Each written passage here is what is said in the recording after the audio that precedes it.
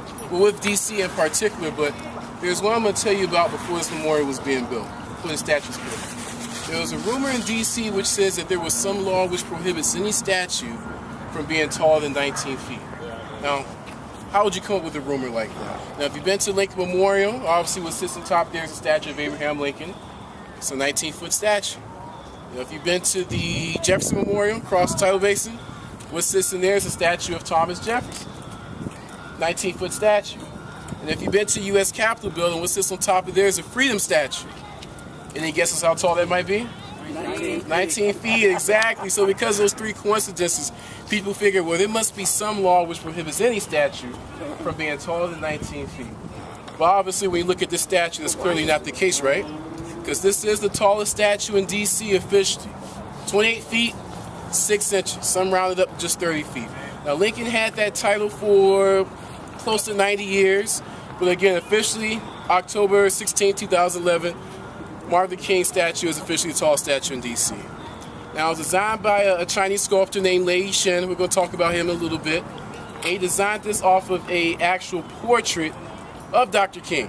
1966, he's sitting in his office, same posture and everything. Only difference is that in the portrait, he's holding a pen in his hand, but in the statue, he's holding this piece of paper. So I'm always asked, well, what exactly is he holding? Well, it's art. So that means it's open to interpretation. So I've heard many interpretations. Some say it's a letter he wrote while he was in Birmingham jail. I heard that some say it's the Civil Rights Act of 1964. Some say it's a rough draft of the book that he wrote. Some say it's a Declaration of Independence.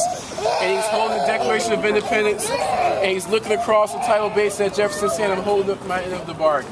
Heard all kinds of interpretations.